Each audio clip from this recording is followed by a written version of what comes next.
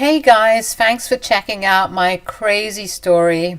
I'm Emily, 34, female. This year has been a roller coaster, and the source of it all is none other than my younger brother, Alex, 32, male. Honestly, after the crap he pulled, I don't think I have it in me to forgive him. Growing up, he was always a bit of a brat, the kind of guy who wanted to be the center of attention in every room. I think the kids are calling it a himbo or something. Correct me if I'm wrong. I put the blame squarely on my mom. She was basically obsessed with him and gave him everything he ever wanted. As a result, my relationship with her was pretty sour. She would always favor him and let him do anything he wanted. And meanwhile, I felt like she was trying to compete with me or just make me feel like crap. Her internalized misogyny was what drove us apart. And I was done with her BS by the time I was 15. Of course, things were awkward between us, but I didn't give a damn because she never gave a damn about me. Turns out I wasn't the only one in the house who had problems with her. My dad, Oliver, 60, male, was also sick of her BS. They were constantly arguing and it wasn't great for any of us.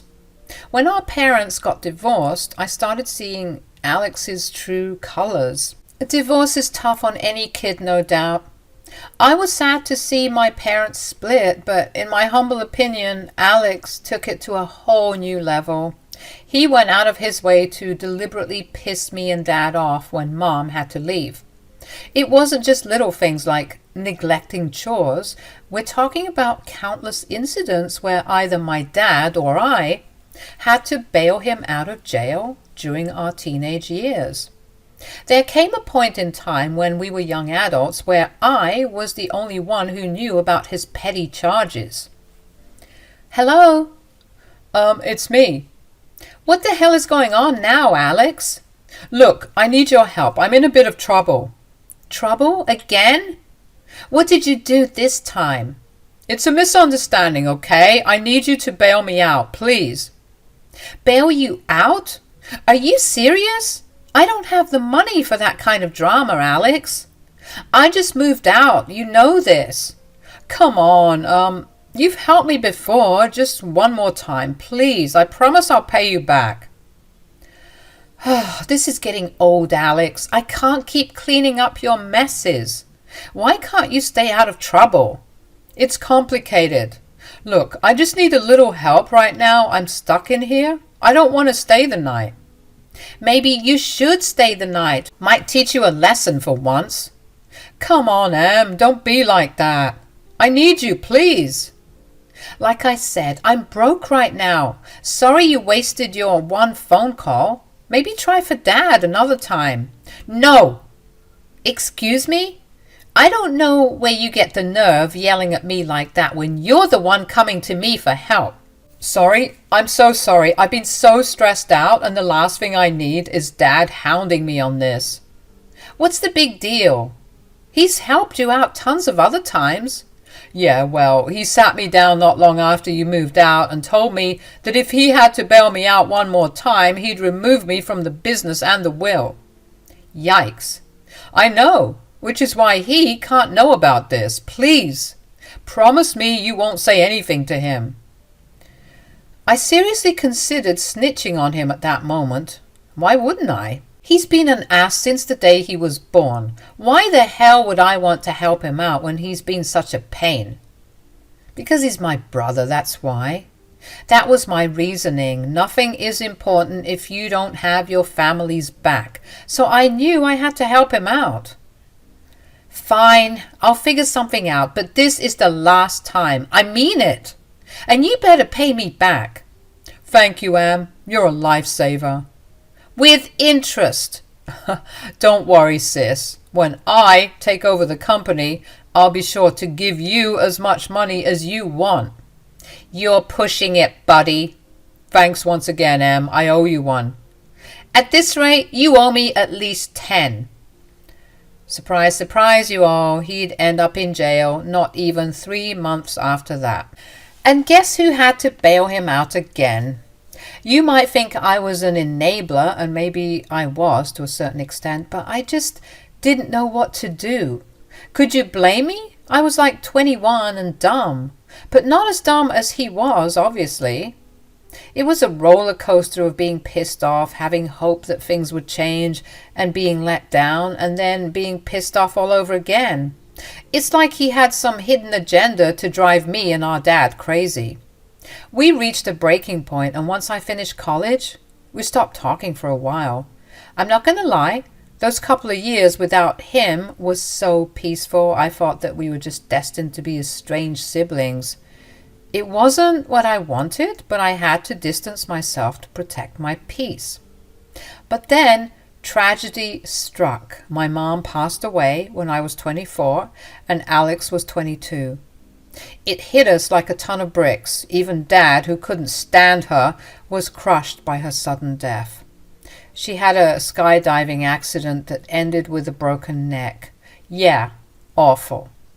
The funeral became a turning point for all of us. In the middle of the grief and loss, we felt a shared responsibility to mend our broken relationship. It was like a wake-up call, a reminder that life is short and family should be there for each other.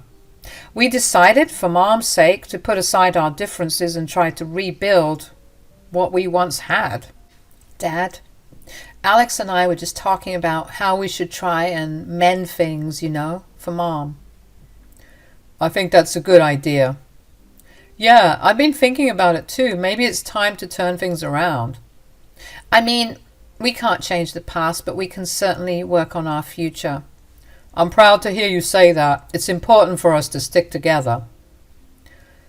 I know I've messed up a lot, Dad, but I want to change for Mom and for all of us. We need to be there for each other, and not just because we're family, but because we genuinely care about each other. Your mom would be happy to hear that. Now, more than ever, it's crucial for us to support one another. Let's make Mom proud. That's the spirit. And we also have the family business to think about. We need to work together to make it successful. Things already didn't work out with your mom and me. I don't want to see the same thing happen between you two. Between any of us, really. Right. Business is important. We should put our differences aside for the sake of its success. I think this is a fresh start for all of us, so we can make this work. I don't know if it was the euphoria from all the grieving that made us all want to sing Kumbaya together, but whatever it was wore off almost immediately. However, I soon discovered that old habits die hard. Alex started his BS again, and my mom wasn't even cold in the grave. He was a loser and a nobody, always being a creep and committing petty crimes and ending up in a jail cell. It was exhausting. It seemed like he forgot the heart-to-heart we had just a couple of months ago. It wasn't long before he pulled a stunt that cut deeper than anything before.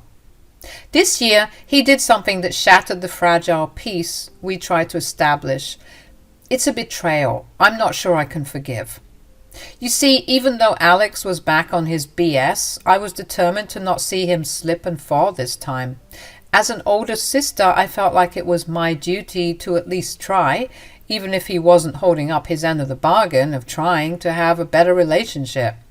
I would plan for us to go to dinner or brunch. We'd go rock climbing and also play golf. You name it, we did it, all for the sake of getting closer and closer. But more often than not, he would ditch me at the last minute, saying that he had some important stuff to do and couldn't come. Which was funny to me because this man barely did any work on the family business. So I wondered what was eating up his free time. I had to pay for everything all the time out of the kindness of my heart, and he still had the audacity to cancel on me and not make an effort to be a better brother and son. I would talk to my dad about it, and he would complain as well. It wasn't easy on him either, seeing his son not stepping up to the plate. It was frustrating because we all wanted to honor Mom's memory by being a stronger, more supportive family. But Alex just seemed stuck. One day when I was finishing up at work with my dad, I started complaining again. Dad, I can't believe Alex cancelled on me again. It's like he doesn't care about trying to be a better person or a better brother. I know, Emily. It's frustrating for me too. I've tried talking to him, but it seems like he's stuck in his ways. I'm just tired of making an effort when he doesn't seem to care. I want us to be a stronger family. Did he forget what we talked about when Mom died? You know, kiddo, you can try your hardest to change someone, but it will never work. They have to be willing to change all by themselves. I guess you're right. Which is why I wanted to talk to you about something. What's up, Dad? Well, it's about the business. As you know, I'm getting old. Oh, really? I couldn't tell. Don't be an ass. Anyways, I'm getting old and I can't keep working. I've been thinking a lot about the family business. Wait, are you about to give me the keys to this place? Wasn't this meant to be split between Alex and I? I want to see it in good hands, Emily. I've seen your dedication and hard work. You've got the skills. And I believe you could take it to new heights. Dad, I appreciate the vote of confidence, but what about Alex? Shouldn't he be a part of this too? I mean, I know he's a screw-up, but... Emily, I've given Alex many chances. It's clear he's not interested in stepping up. I need someone I can trust to lead the business into the future. Dad, I'm honored, but this is a lot. I never expected. You've earned it, Emily. Your commitment to the family, your responsibility, it hasn't gone unnoticed. I want you to take the reins. It's just, it feels like Alex is being left out. Emily, I love both of you, but I need to be realistic. I can't force him to change. I can only hope he finds his way. This way, at least the business is secure and you can continue our family legacy. It sounds awful to say as a parent, but I've done the best I can with that boy, and he's a grown man now, so he can make his own decisions and I can make mine. That's why I want you to be the sole inheritor of this place. I understand, Dad. It's really tough seeing him like this.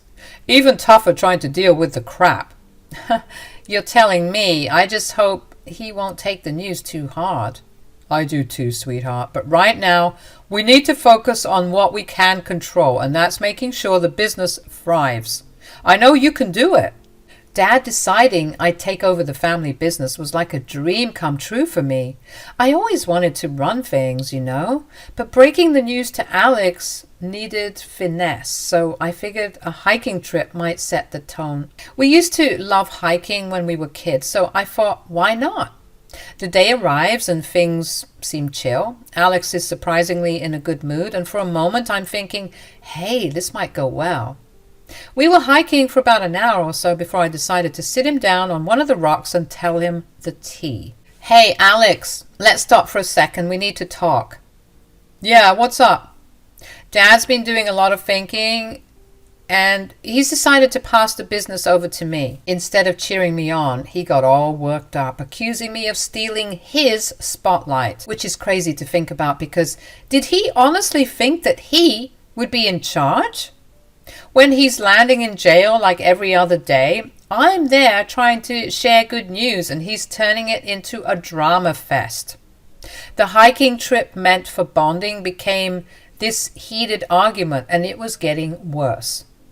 What? You're kidding, right? That's supposed to be mine. Look, I get it's a shock, but Dad thinks I'm more suited to run things. It's nothing personal.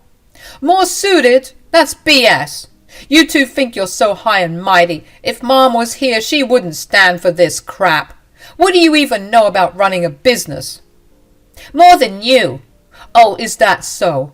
Well, good luck trying to run a business as a woman. You're going to tank everything that Dad has worked hard for. Looks like the apple didn't fall far from the tree, huh? What's that supposed to mean? It means you're a misogynistic a-hole just like your mother. You're such a bitch. I can't believe I came to this stupid bonding hike with you. You've always taken everything away from me, and now this? Why does Dad think that you would do a better job? I've been working alongside him for years, Alex.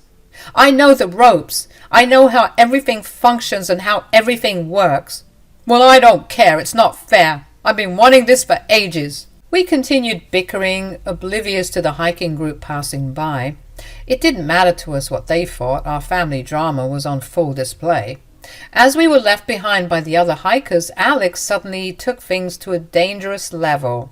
He said, "I don't care what you two think. I'm getting that business one way or another."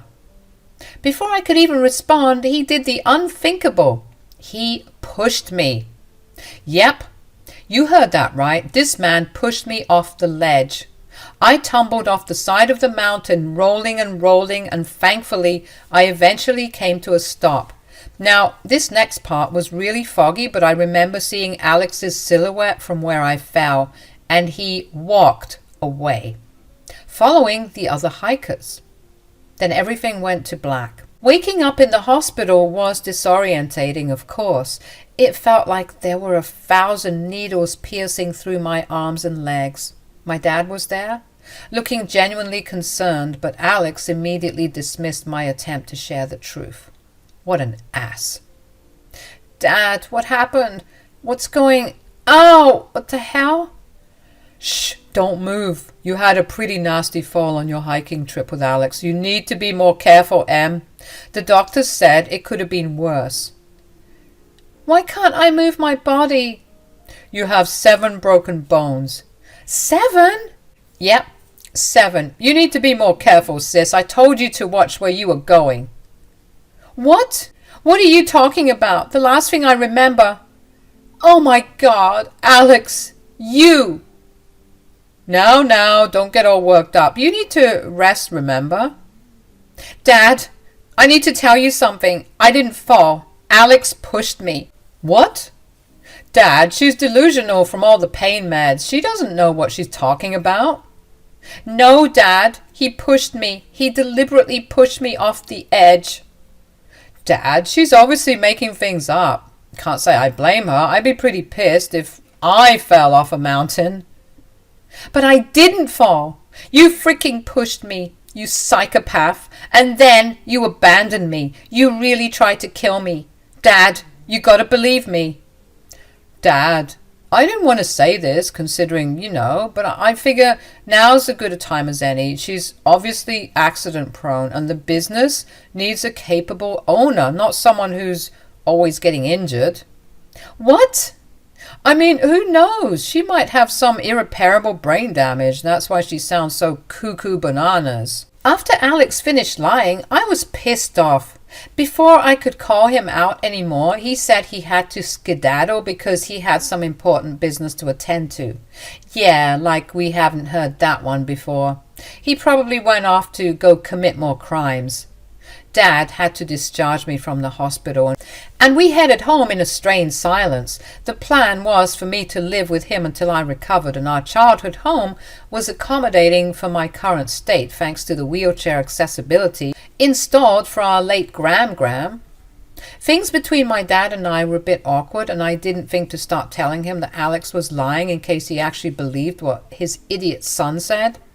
Alex, in typical fashion, had vanished for 3 whole days with no contact, leaving me to wonder if he had just an ounce of guilt for what he did. Like I said, 3 days had passed, and I was chilling with my dad when he finally decided to grace us with his presence. He strutted in as if he owned the place, convinced that the business was now his for the taking. But the tables were about to turn. My dad, with a heavy heart, dropped a bombshell that left Alex in shock. All of us stood firm as Alex swaggered into the house, a misplaced confidence written all over his face. His eyes darted between me and Dad, expecting to find the triumphant atmosphere he had envisioned. "Well, look who's back. I hope you're ready to hand over what's rightfully mine, Emily." "Rightfully yours? You pushed me off a cliff, Alex. You're lucky Dad isn't pressing charges." When are you gonna stop with the lies, Emily?" "Alex, I've heard enough. You're not taking over, and you're not welcome here anymore." I loved seeing Alex's jaw hit the floor when he realized his plans had blown up. His hopes of taking charge crumbled, and he learned he couldn't dodge the consequences of his actions. Dad told Alex he couldn't trust him anymore, and that the business was mine. Dad said he believed what I was saying. Finally, it felt so good knowing that my dad took my side. What? Dad, are you serious? I am dead serious. You tried to kill your sister, Alex. Your actions are inexcusable, and I won't tolerate them. You need to leave, now. You're choosing her over me, Dad? Typical. You never liked me. I'm choosing the truth over lies. You're my son. I've always loved you, but you forget. Emily's my kid too, and she deserves justice for what you did to her. Justice? She fell. It was an accident. No, Alex. I believe Emily, and I think you should be in the slammer for what you did. And this time, no one's going to bail you out. Dad, you can't be serious. I've never been more serious. Get out, Alex. You're not welcome here. With that, Alex was left standing in the doorway, his huge expectations shattered, while Dad and I told him to leave before we called the cops. You can't do this to me. I won't let you. Bold of you to assume you had a choice, you dipshit. Now you're going to rot in jail. Everything you did was for nothing. But this isn't fair. You did this to yourself, Alex. Emily's building a case against you, and I'm disgusted by your actions. I'm just glad your mother isn't around to see how much of a failure you've become. You're a disgrace, Alex. I hate to say it, but I never want to see you again, and I'm sure your sister feels the same way. Please, Dad, Emily? Wait, I messed up, but I can change. Don't do this to me, please. It's too late for that, Alex. You made your bed. Now lie in it. The days that followed were all over the place. Alex, after getting kicked out, just vanished, and Dad and I were so angry and depressed from the whole thing.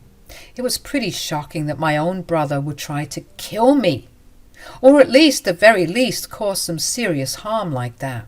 When Alex went MIA for those 3 days, I finally broke down in front of my dad. I begged him to believe me, and what he told me shocked me. Apparently he believed me all along and was ready to cut Alex off for good. It was just that he was in denial because the whole situation felt so surreal. It was pretty rough for my dad to realize what his son was capable of. Word on the street was that Alex was thinking of skipping town, so I had to move fast to make sure he faced the music. I got myself a lawyer and started the whole suing process, aiming to get him for everything he had and then booking him for attempted murder. It was my way of making sure he faced the music for what he did. The road ahead is going to be tough. Emotionally, physically, I'm still healing. And legally, but I'm ready to take it on. I want justice, and I'm not going to stop until I get it. Hey guys, I'm Kirsten, 44, female. Thanks for selecting my story. I hope someone can learn something from this, and if not, just be really entertained by the crap storm that I'm going to tell you about, because I never expected something like this to happen to me. I've always kept in touch with my friends, especially my best friend Trisha. We went way back, all the way to our freshman year in college when we were 20 and 19 respectively. From the moment we met, we've been inseparable. We were thicker than thieves, like Thelma and Louise, and we always had dreams of living next door to each other and raising our kids together. Now, I know a lot of people say things like that and never follow through, but Trisha and I weren't like those people at all. Oh no, we actually made our dreams come true. We worked our tails off through college, found great partners to be with, and eventually bought houses right next to each other, just like we planned. Soon enough, we both found ourselves pregnant at around the same time. We conceived a couple of months apart. Funnily enough, that part wasn't actually part of our vision board. But hey, it made the journey even more exciting. Life seemed to be going pretty well for us. In a way, Trisha was like my twin flame, or like a long-lost sister. We did everything together, and we genuinely loved each other. Before I knew it, the years were flying by, and with each passing day, our bond only seemed to get stronger. Our kids were growing up too, and Kyla and Ricky in particular were practically inseparable, just like their mamas. I mean, who could blame them? Trisha and I were as close as sisters, so they were kind of forced into getting along. Trisha's husband and I even placed a bet on whether our kids would end up falling in love when they grew up. Trisha and I were skeptical, thinking that it was unlikely, but life has a funny way of proving you wrong. I remember that day like it was yesterday. Trisha and I were on her porch gossiping about everything under the sun, as best friends do. Ricky and Kyla strolled up the driveway, and there was something different about the way they carried themselves.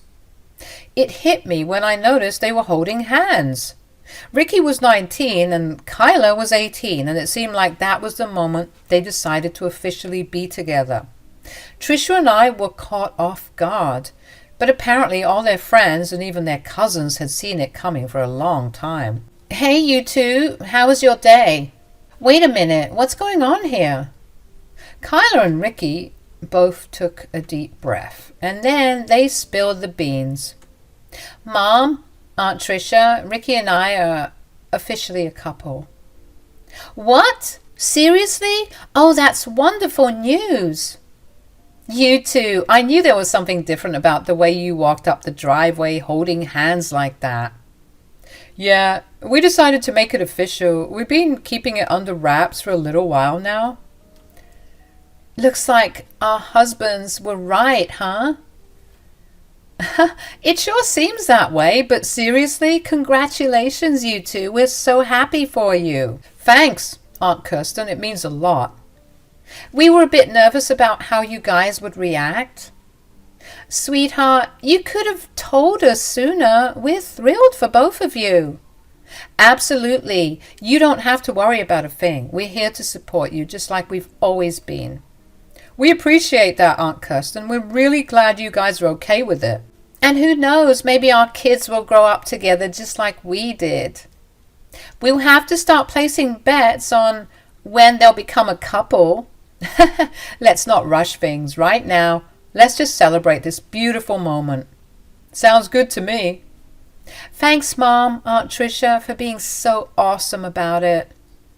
"Always, sweetheart. Love knows no schedule. We're just happy you found each other." It was like the stars had aligned, and these two were meant to be together. Trisha and I were, of course, stoked for our babies. That was until a couple of weeks went by and the kids were on a school trip, and Trisha and I were hanging out in my home as we normally did on the weekends. Everything was going well until she said, "Hey, Chris, what's up? Do you ever think about our kids and whether they should actually be together?" "What do you mean?" "Oh, never mind. I didn't mean anything by it." Of course, I wasn't buying her BS, so I kept pressing. But she kept on dodging my questions, acting like everything was okay and that she didn't have any concerns. But I knew my best friend, and I knew she was hiding something. She even made up some lame excuse to go back home, cutting our tea sesh in half. I didn't know why she was hiding it, but every time after that, when I asked her about it, she would brush it off and say that there wasn't anything to worry about. So I decided to let it go. As the years passed, Trisha's concerns became more apparent during family gatherings. Her discomfort whenever Kyla and Ricky were being super cute and lovey-dovey raised red flags in my mind, and I couldn't ignore the signs any longer. And it bothered me that she was hiding something. "Okay, Trisha, I've let this go on long enough. Is everything okay?" "Yes, everything's fine. Why do you ask?" "Come on, Trisha. We've been friends forever. I can tell when something's bothering you. Is it about Kyla and Ricky?" "What? No, not at all. Why would you think that?" "Cut the crap, Trisha. I know you better than you know yourself. There's tension whenever Kyla and Ricky are around. What's going on?" "I don't know what you're talking about. Everything's fine." "Trisha, we're way past pretending with each other. Tell me what's really going on. I can sense your discomfort." Kirsten, honestly, there's nothing wrong. I'm happy for Kyla and Ricky. Why would I have a problem with them?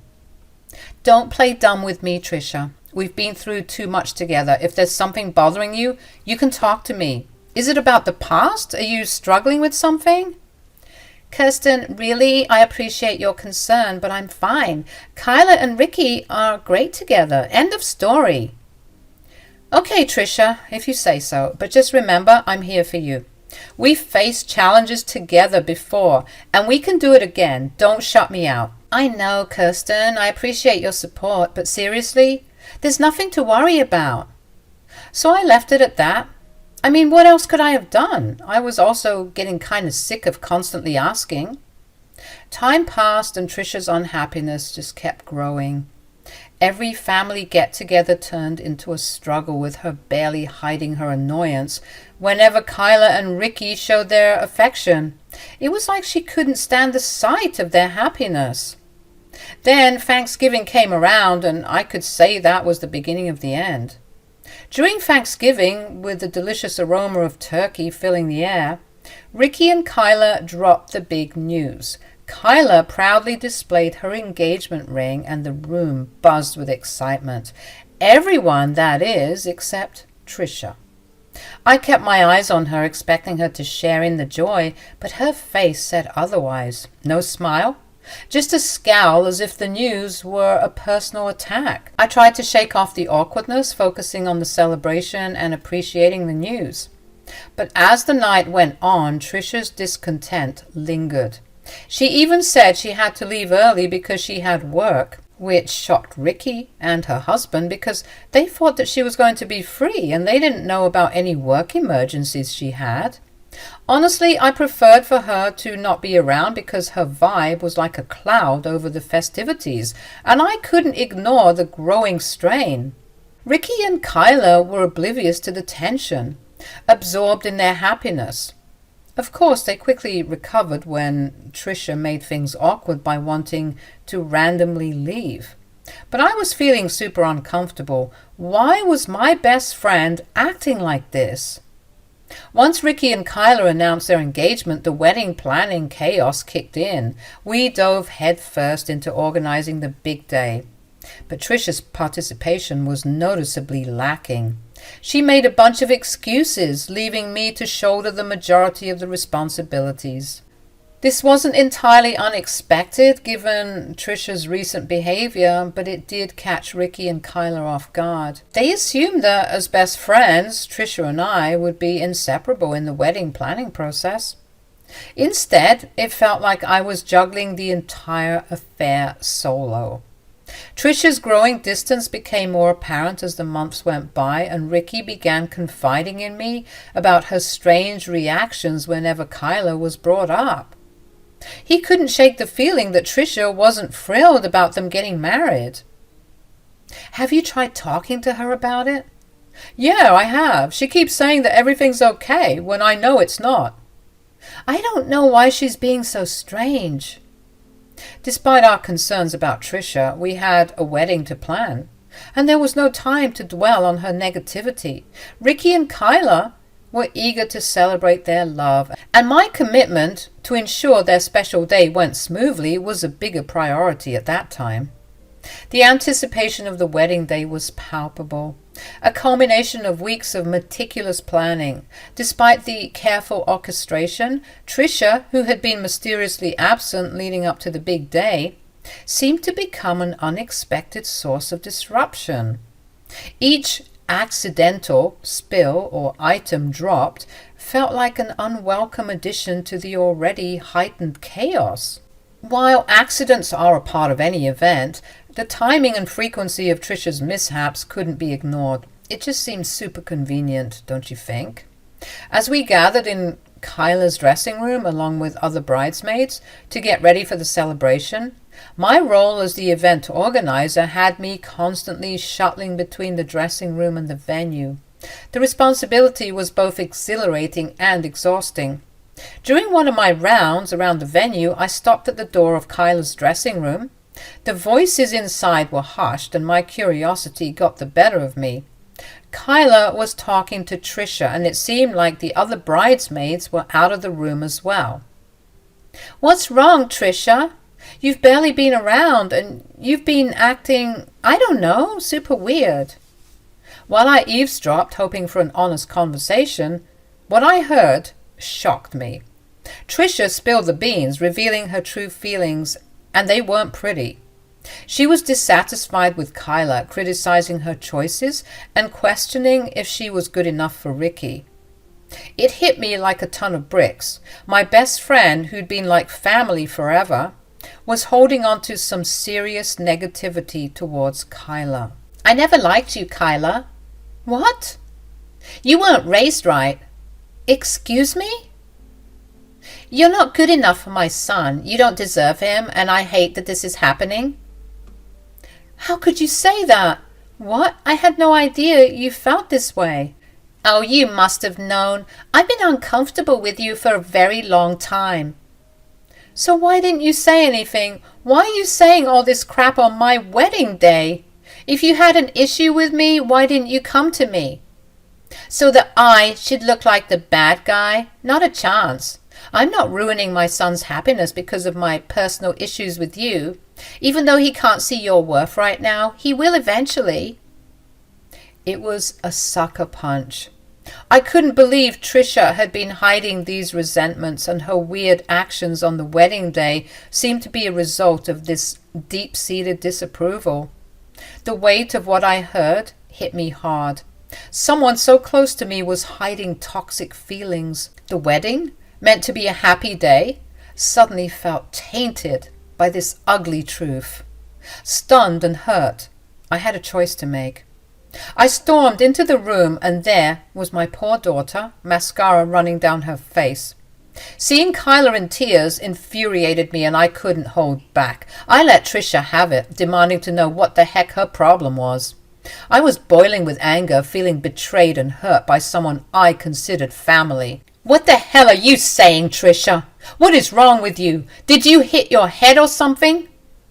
Trisha looked taken aback, probably not expecting me to burst in like that. I didn't care. I needed answers.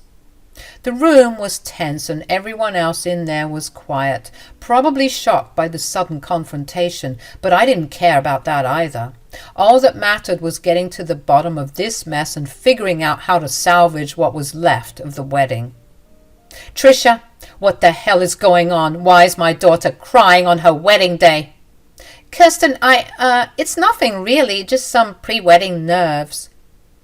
"Pre-wedding nerves, my foot. I heard you talking in there. You can't lie to me."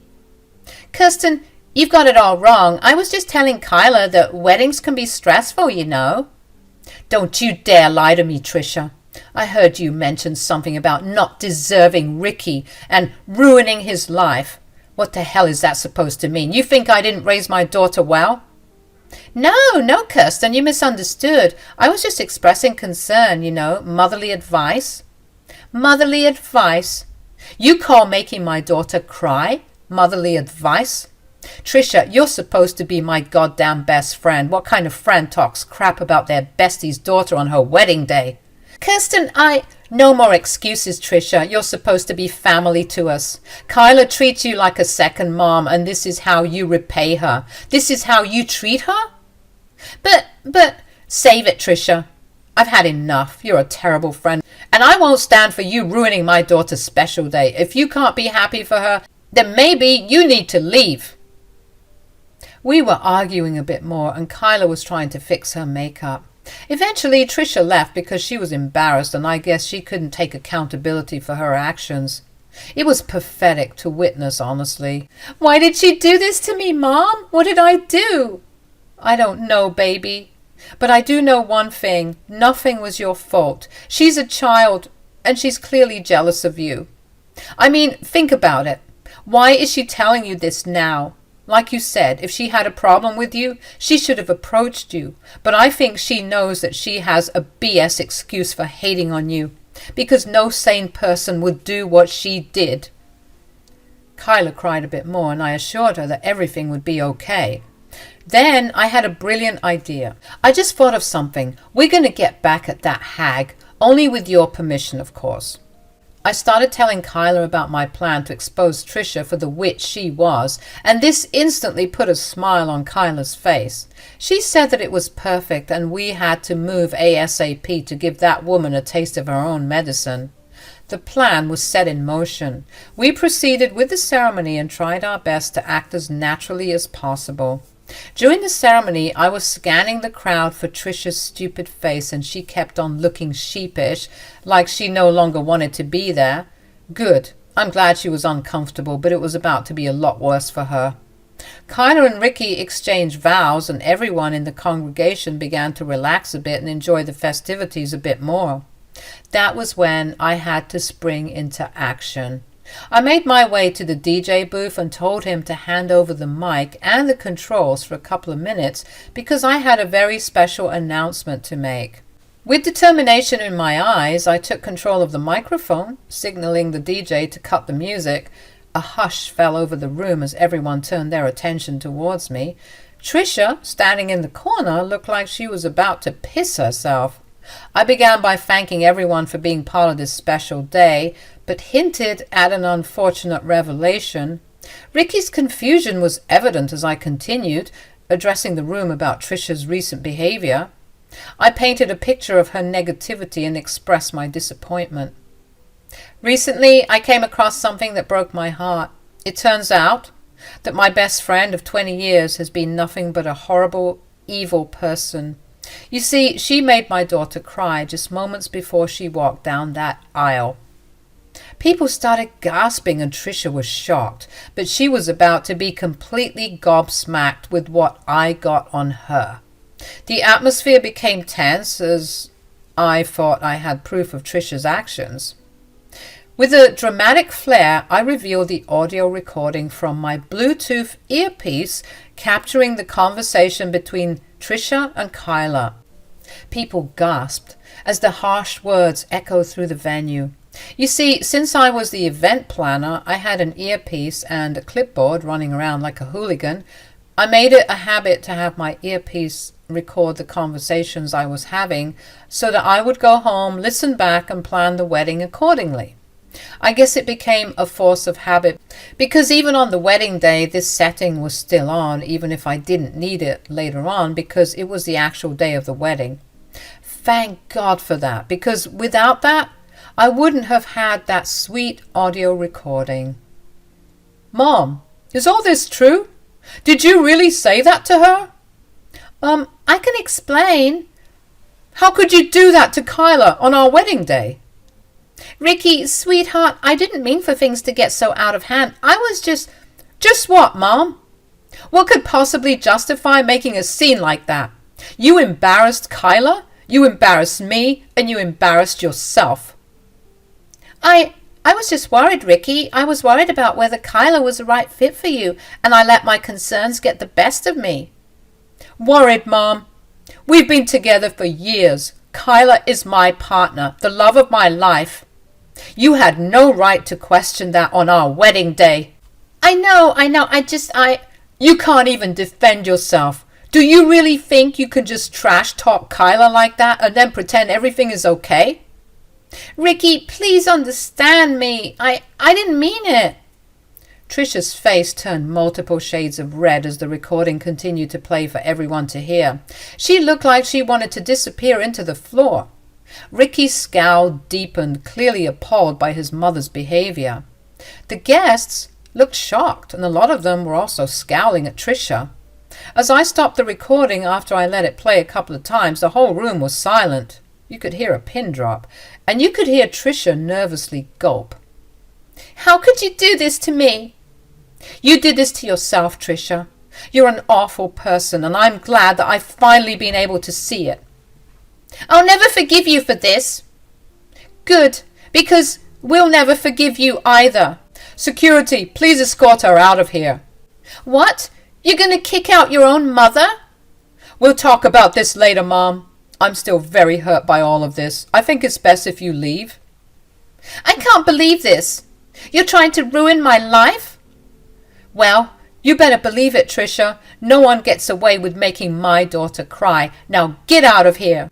As the commotion settled and Trisha tried to rally support from the crowd, I couldn't help but feel a mix of emotions. Part of me was angry, not just at Trisha, but at myself for not recognizing the signs earlier. I prided myself on being an attentive and supportive mother, and the fact that I had missed Trisha's true nature for so long made me feel crappy. Trisha attempted to explain herself, but I wasn't having it. Nope. You had so much time to talk to me about it, about everything, about whatever it is you can't seem to stand about my daughter. You don't just get to speak about it now that you're in hot shit. Get out of here. Kyla, Ricky, and I will hear you out when we are ready. She literally had months to come clean about whatever it was that was bothering her, but she chose to do it on a day that was meant to be filled with joy and happiness. So she could hold on to her excuses for a bit longer because we were determined to get rid of all the bad vibes and continue with the festivities.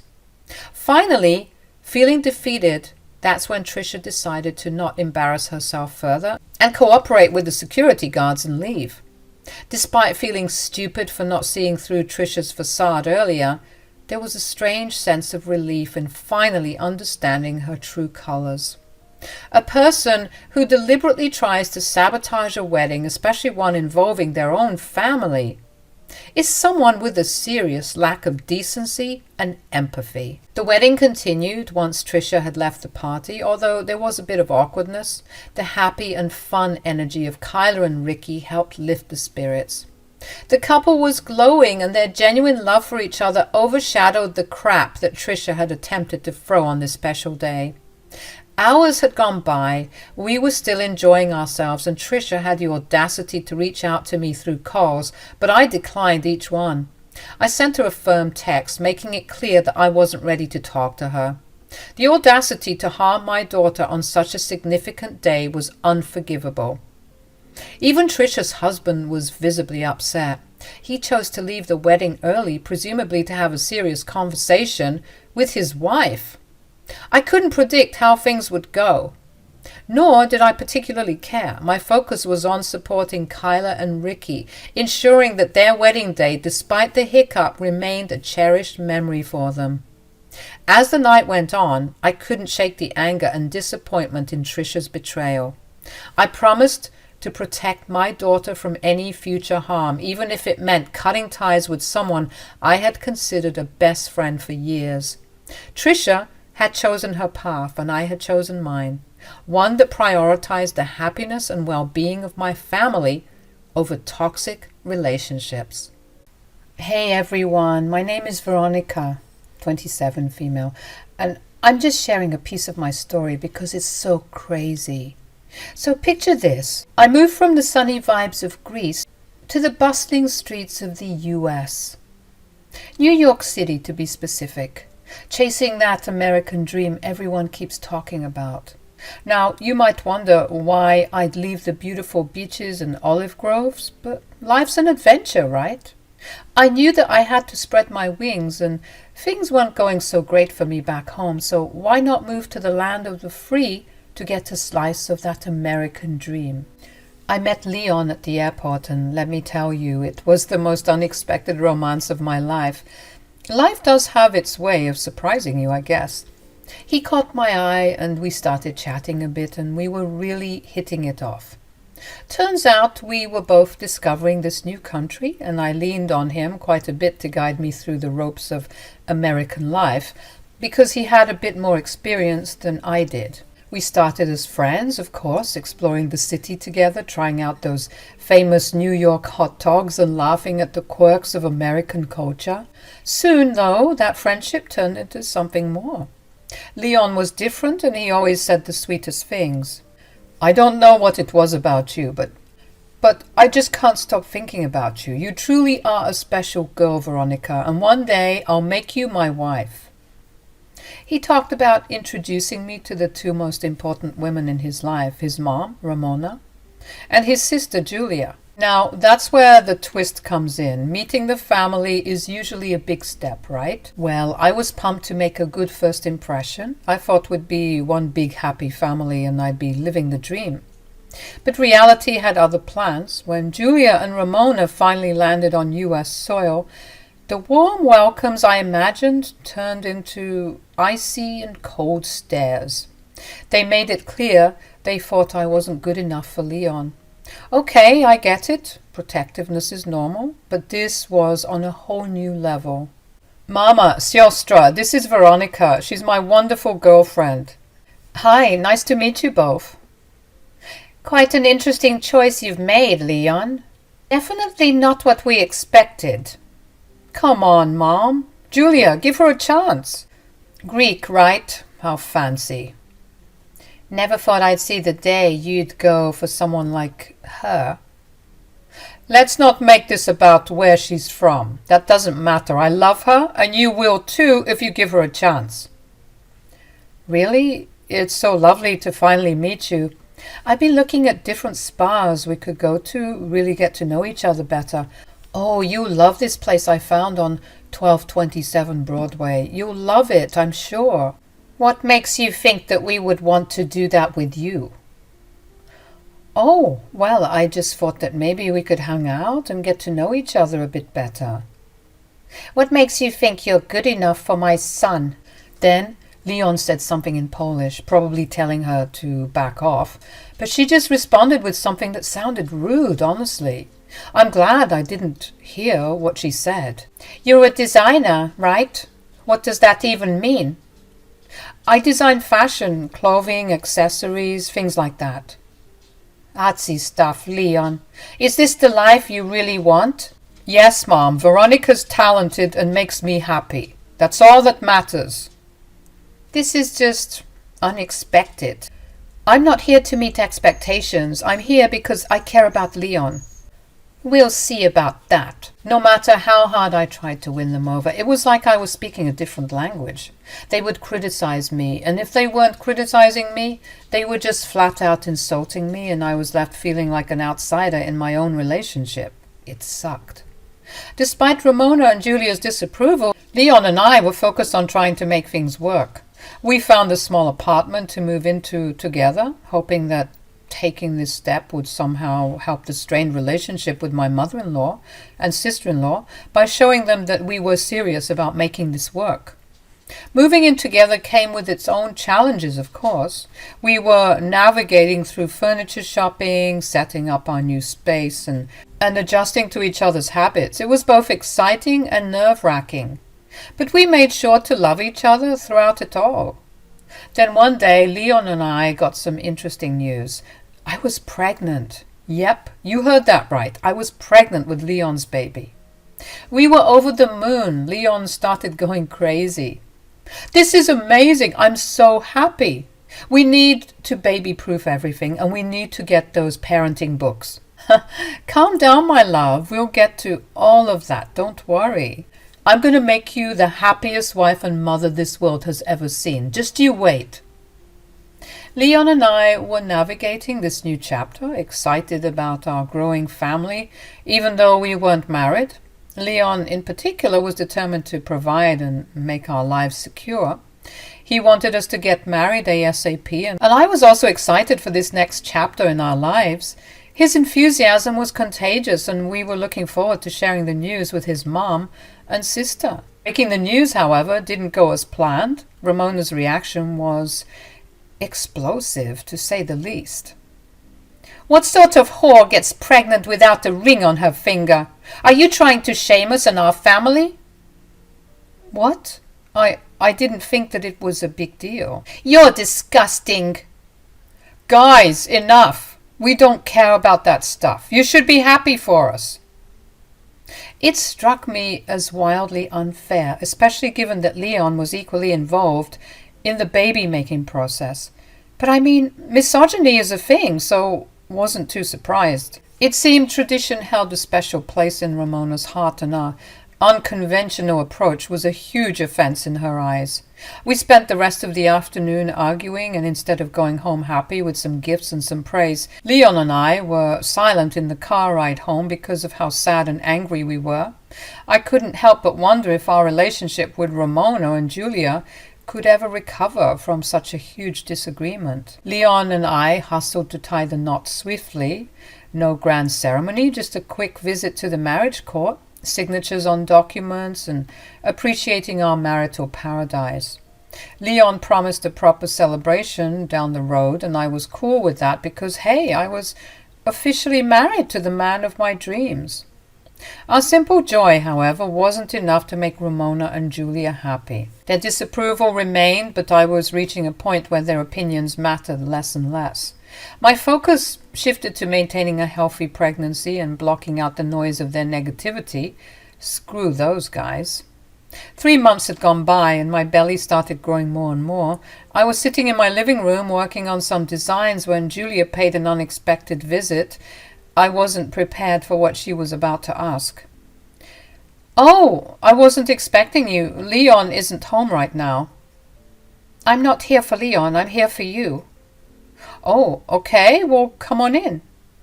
"Ugh, I hate that I even have to come and ask you for this, but as you can see, I'm desperate." "What's going on?" "Well, my wedding is coming up and I was meant to have a custom-made gown. Unfortunately, my seamstress fell down a flight of stairs or something, and now she can't make my dress." "Oh, no, that sounds awful." "I know, right? So unprofessional." "Right. Anyways, that's why I'm here. I wanted to see if you'd be able to make one for me. Please."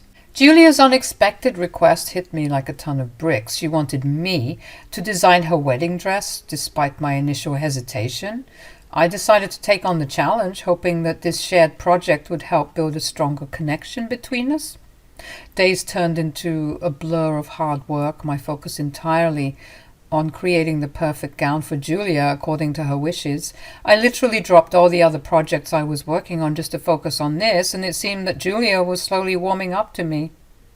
2 weeks of working had gone by when I got a really bad cramp in my stomach. I thought it was just pregnancy stuff, but it felt worse and worse, and then my entire world came crashing down. I had a miscarriage. The news shattered my world, and in a panic I called Leon, telling him to rush home. He found me in the bathroom, and when he saw the look on my face, he immediately looked like he wanted to cry. The hospital visit only made this nightmare reality, and when we got home, Leon and I just cried in each other's arms. A couple of days passed. I'll admit I wasn't on my phone, nor was I looking on the dress. I mean, how could I? Leon even took a couple of days off work just to process the grief. Me not answering the phone was like World War III, apparently, because one day Ramona stormed through the front door and started yelling, agitated and demanding answers. "What is the meaning of this crap?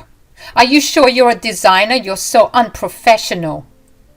"Ramona, please, you don't understand what's been going on. Please sit down and we can talk about it." "I've been calling you. Julia has been calling you. And now she's gone full bridezilla because she doesn't know how her gown is coming along. What the hell is wrong with you? Where's Leon?" "Ramona, I lost the baby." That's when Ramona stopped her rambling and took a good look at me, realizing that my belly looked much smaller than before. She paused as if she was thinking about what to say, and then she started going off again. "Of course you lost the baby. You can't do anything right." "Excuse me?" "You heard me. You're like a reverse Midas. Everything you touch turns to crap. Of course you couldn't keep a baby. You just insist on embarrassing this family. That's what you want, isn't it? To embarrass us, huh?" I started crying, and that's when Leon came down the stairs. "What's going on, babe? Why are you crying? Oh, Mom, what are you doing here?" "Why didn't you tell me that this wench lost the baby?" "Don't you dare talk about her like that." "Leon, you want to bring shame to this family? Isn't it bad enough that she got pregnant without a ring and now she's lost the damn baby? Can this lady do anything right? Please, choose someone else. It's not too late." Leon started yelling in Polish, and she yelled back. Leon's usually calm demeanor changed into a full-blown rage. I had never seen him that pissed before. The tension was crazy, and I sensed that he must have been telling Ramona to get out because she was now heading for the door. As Ramona left, she said some hurtful words, each one cutting deeper than the last. "You're a misfortune magnet, Veronica. Now you know this. You can't even keep a baby. How pathetic. Don't bother finishing the dress, and don't bother showing your face at the wedding. Maybe the miscarriage was a good thing because you're a sorry excuse for a mother."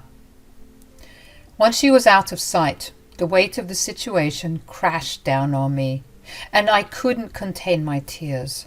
Leon, ever supportive, held me close. He was reassuring me and telling me not to listen to her words. But how could you not listen to such awful words like that? She was horrible. Ramona didn't care for me, at all. The hurtful words echoed in my mind. My mother-in-law hated my guts, and I didn't even know what I did to deserve all of her crap. Well, folks, Julia's wedding day breezed past eventually, and as Ramona warned, I kept my distance. What was the point of attending when the rift between us was so deep? After the confrontation with Ramona, I noticed they had both blocked me, a clear message that they wanted nothing to do with me, so I decided to respect their wishes. Leon, ever supportive, was so ready to sever ties with his sister and mother for my sake. It shocked me, and I found it super sweet, but I couldn't bear to be the cause of their family falling apart. I insisted that he maintain a relationship with them because family is important, right? You might have been wondering what I was up to when Leon went off to Julia's wedding. Well, I just stayed indoors, being the real housewives of Orange County. After the depression from the miscarriage and the horrible fight with my mother-in-law, I found myself on the couch more and more, just spiraling further into my depression. 5 whole months drifted by, and during that time, I hadn't received a peep from Ramona and Julia. I didn't want to reach out because I was still hurt, of course, but above all, I didn't want to reignite the tension that was between us. I figured that no contact was better than having to stomach any awkwardness between us. I convinced myself that perhaps we would never cross paths again, a thought that offered a strange sense of relief. However, life has a way of throwing unexpected curveballs. After 5 whole months of radio silence, I heard someone knocking like crazy on my door. To my shock, it was Ramona, looking really distressed. She barged in and she muttered to herself something about, "I never thought she'd treat me like this. What is going on? How could she do this to me? After everything I've done for her, that ungrateful dog." "Ramona, stop. You will not come into my house like this. What's happening?" "Oh, Veronica, I'm so sorry. I'm sorry for everything that I did to you. Please, you have to help me." "Help you with what?" I don't even know where to begin." "Come, sit. Let me get you some tea. You're shaking like a leaf."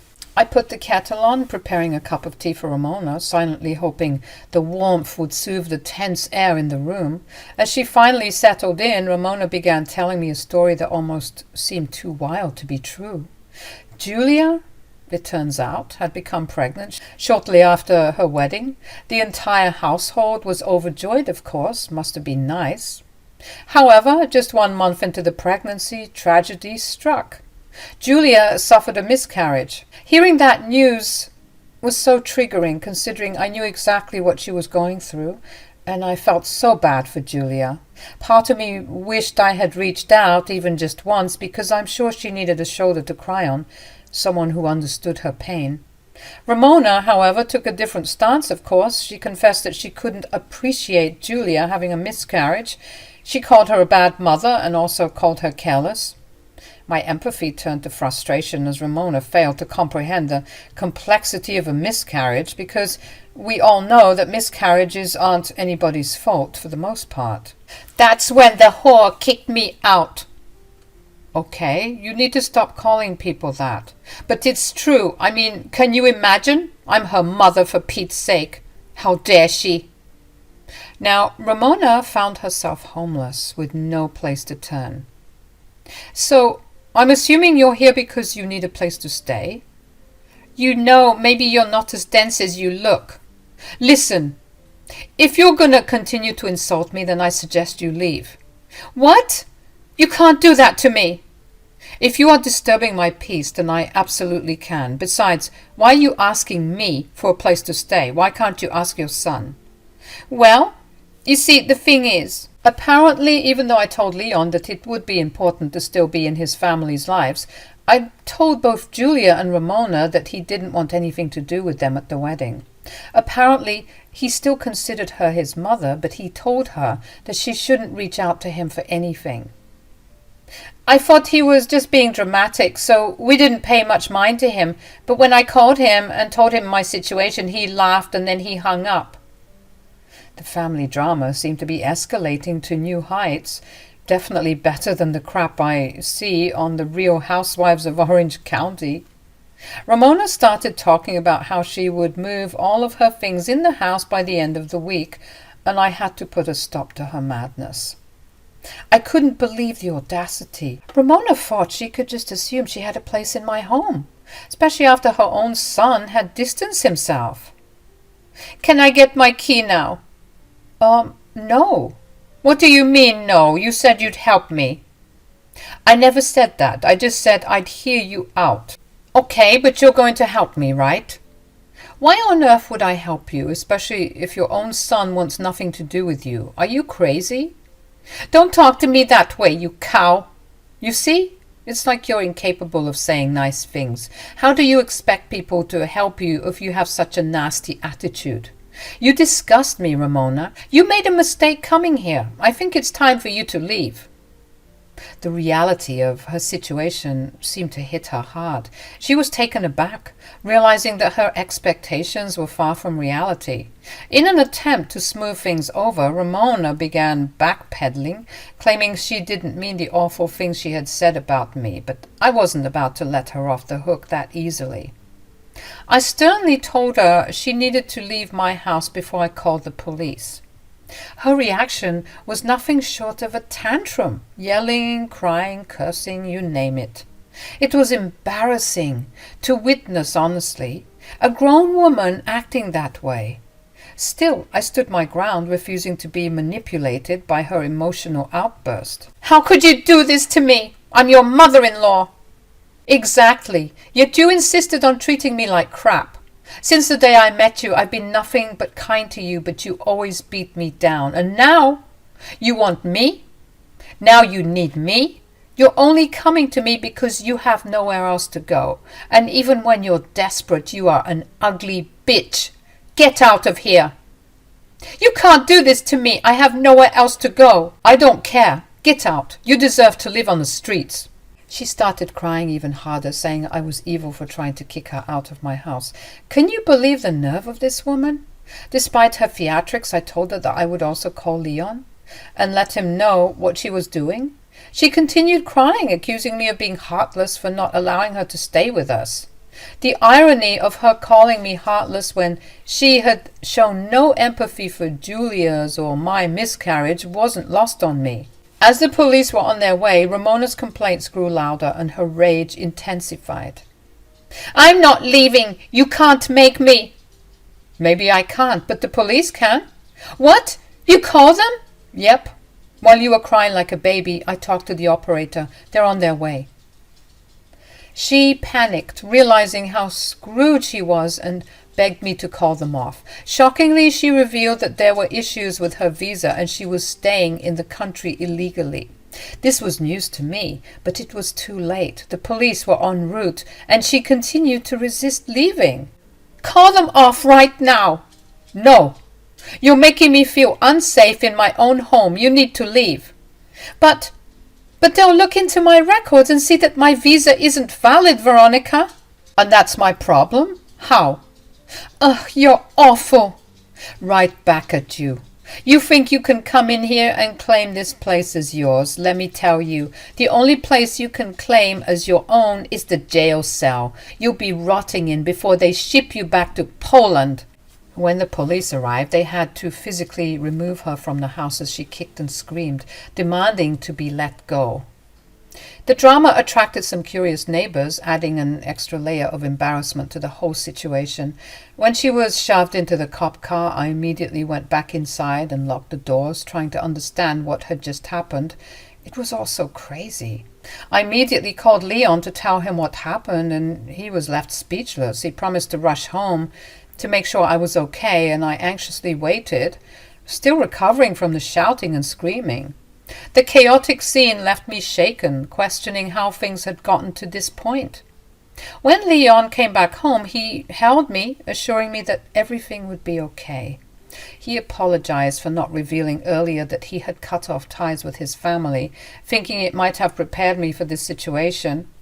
A heads up would have been nice, of course, but I was just glad that the shit show was finally over and that I wouldn't have to worry about Ramona ever again. Curious about whether he would go to the police station, I asked him, but he made it clear that he had no intention of going. I meant it when I said that I wouldn't contact them, babe. They hurt you. Anyone who hurts you has no place in my life.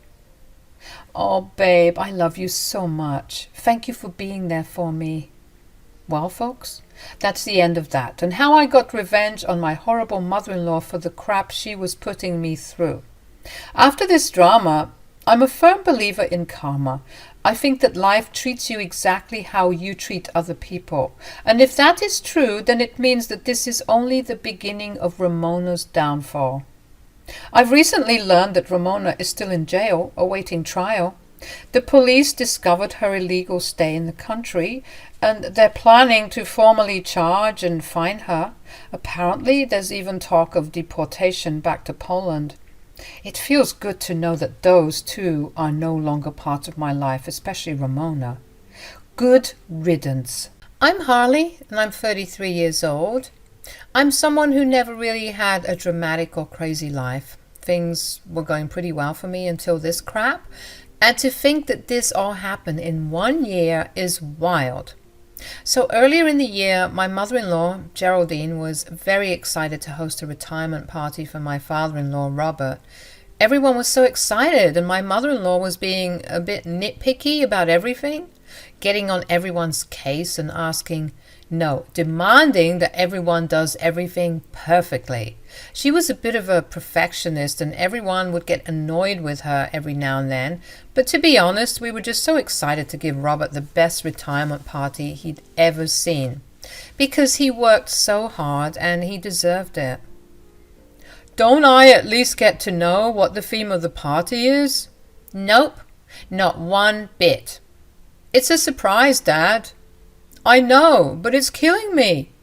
Just give me something, anything. Just know that it's going to be the best party you've ever been to. Don't worry about the rest. Now, my husband Dane and I were involved in the planning too, but honestly, I was just there for the free food and to support my husband. Dane's dad, Robert, was a cool guy, and I didn't mind helping make his retirement party special.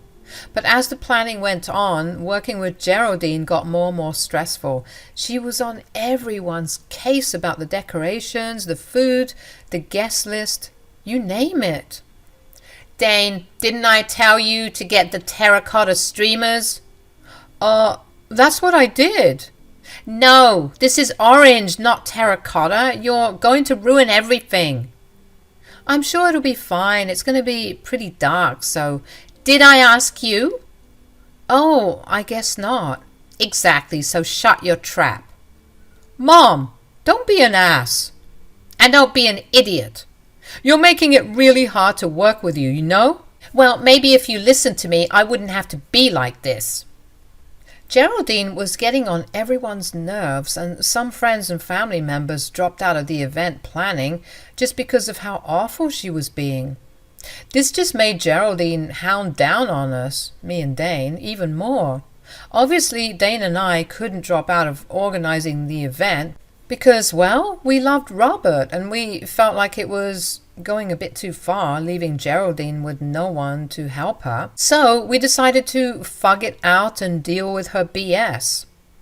I know that retiring is a big thing, but did it really need a team of 20 people to put everything together? Geraldine was being extra, as always, with her planning, having unnecessary 2-hour meetings for things that could have been sent in an email.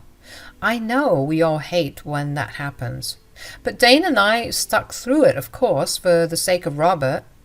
One day, we were having one of her unnecessary meetings when I got a call from my dad, Maurice. Now, a little background about my dad. He was the kindest, sweetest, most charming person I had ever met, and I loved him with all my heart. He was a single father who decided to stick around for his kid. I know you don't hear that often, but trust me, there are some dads who would do that for their kids. So when my dad called me and said he needed to speak to me about something serious, I was ready to drop everything and leave because he didn't sound too good on the phone. I don't want to alarm you or bother you even. You could never bother me, Dad. What's going on? I need to talk to you. It's quite urgent and I don't know what to do. I'm on my way. I interrupted Geraldine in her meeting to tell her and Dane that I had to go see what my dad needed, and this pissed Geraldine off. She started yelling at me.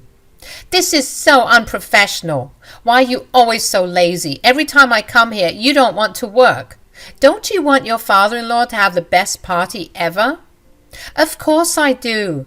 But I have a father I have to get to. He needs me too. I'm sick of your excuses, Harley. Tired of her BS, I snapped back. Yeah? Well, I'm sick of you treating this like you're planning the Queen's Jubilee. Excuse me?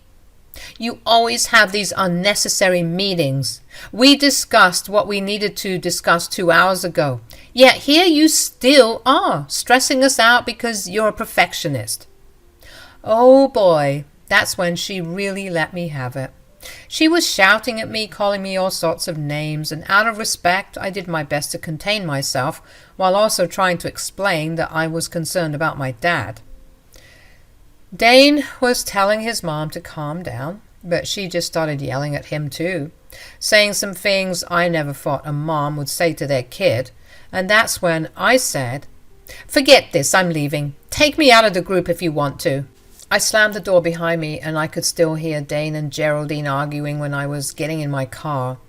I drove as fast as I could, feeling this sinking feeling in my stomach. I didn't know why, but my gut was telling me that I was about to get some horrible, horrible news. When I got to his place, I found him in tears, and this instantly broke my heart.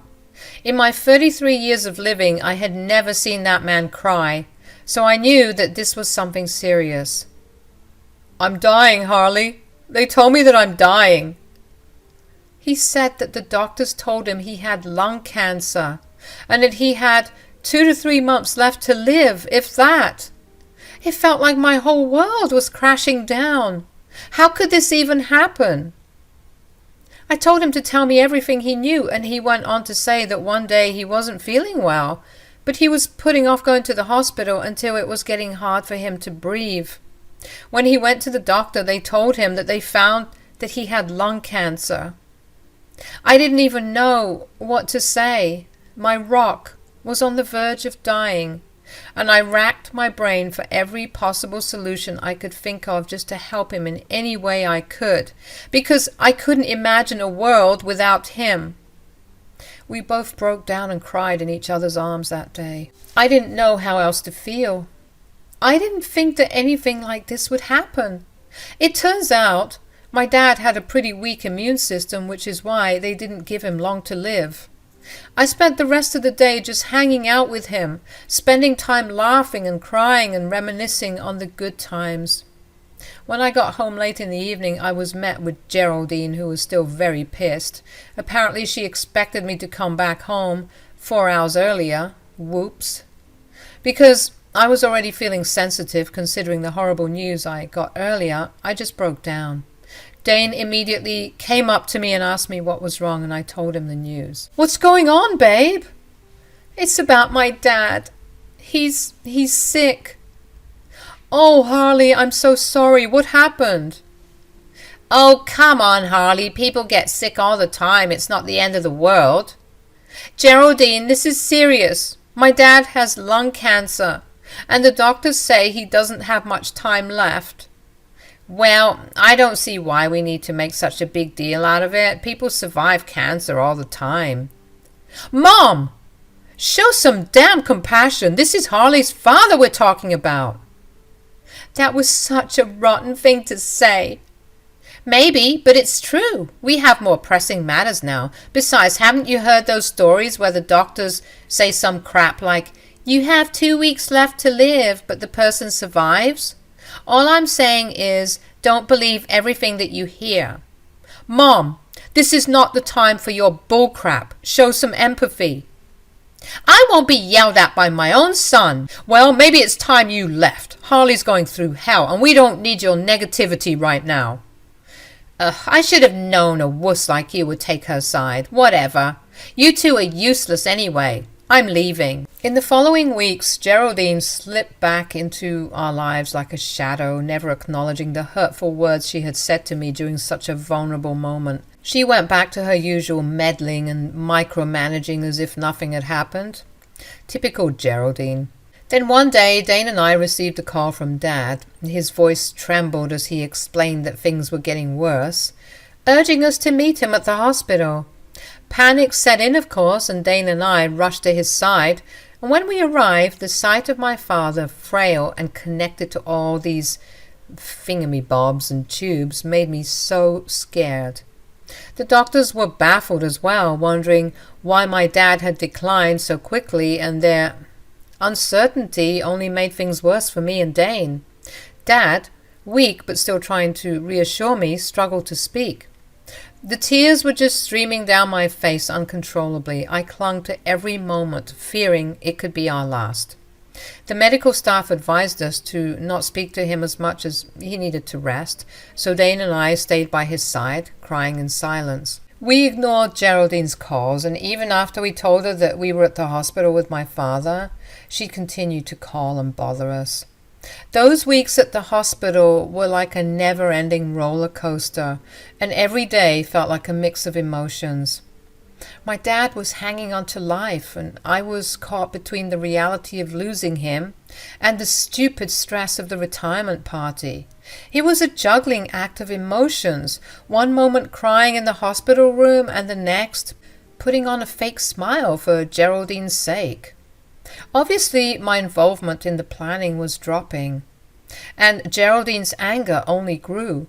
She just couldn't comprehend that my world was falling apart. I've honestly never met someone more cruel. I didn't have the energy for her perfectionist whims, and some days I just didn't hide it at all.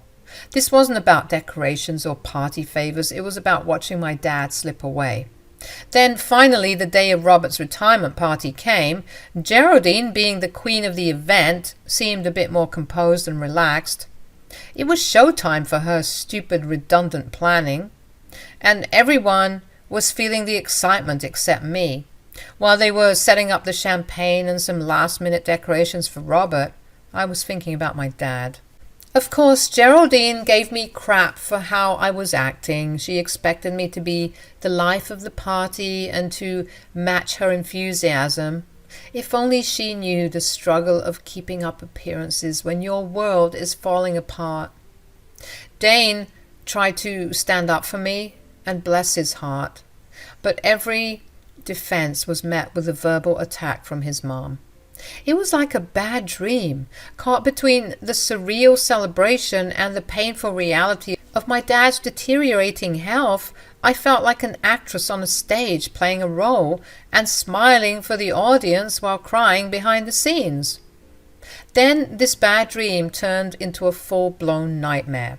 The night took a dark turn when the hospital called saying things didn't look good for my dad.